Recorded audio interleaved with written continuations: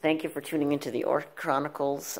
Sorry it took a little bit longer than normal to get a video up. I have the dog here. I had to go to Connecticut to grab her to bring my mother to the airport, and so the past 2 days have been a little bit hectic, so I just haven't been able to get around to making a video. But I might as well update everybody. The protocorms that I put in new media did not survive. I put coconut milk in the media, and it made a really oily suspension at the surface of the media. I don't know if that's what killed those protocorms or if the protocorms died because of disturbance. In any case, the protocorms that are still on the seed germination media are doing really well. They are getting bigger, greener, and I'm just not going to bother them until they get a little bit bigger. Some of them have started to change shape a little bit, but my camera can't really pick up on that. So, and also, I'm not in the lab right now where the seedlings and everything are. Couple of things.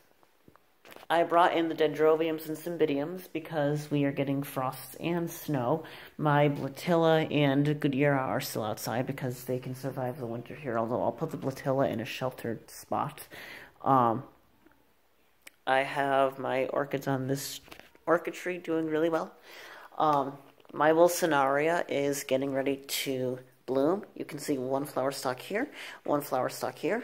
I just ordered a whole bunch of tissue culture media, and so I will try to vegetatively propagate one of these flower stalks.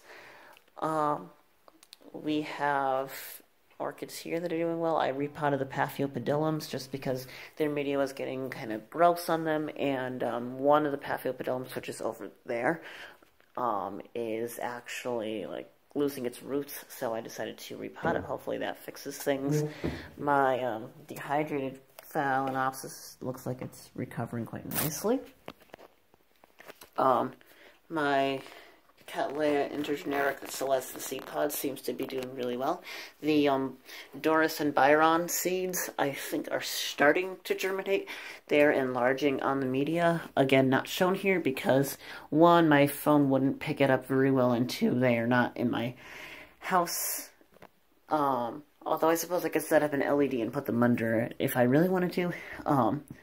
You can see the Doris and Byron is sending up some new growth, which is a good sign. Some of the other Cattleya things in here are also doing that. I just say Cattleya thing just because of the fact that some of them are intergenerics. Most of them are not a pure, none of them are a pure Cattleya species as far as I know. And some of them are no ID. But I recognize what the Cattleya alliance looks like. It's pretty distinct. So I have a couple of other orchids in here, obviously. They seem to be doing really well. Let me think. Riley, do you like orchids? You're afraid of my advisor's puppy, though. There I am.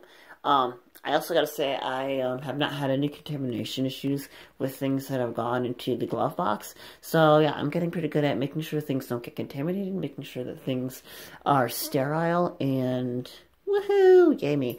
I should do more tissue culturing. I actually ordered some media for non-orchid tissue culture. I've tried on orchid tissue culture, like tulip tree tissue culture. That didn't work. It didn't contaminate. The tissue just didn't grow. There was a little bit of callus formation, but it died after a while. Probably a lack of adequate growth regulators. The other thing is that orchid seeds are a little bit less particular about the concentration of nutrients and the exact makeup of their tissue culture media. You know, you start out with hundreds of thousands of seeds, and inevitably some of them will germinate as long as you have somewhat reasonable concentrations of micro and macronutrients, whereas material from other plant species, particularly if your explant material is vegetative, not sexual, which is seed as a sexual embryo resultant matter, then they're going to be a little bit more finicky.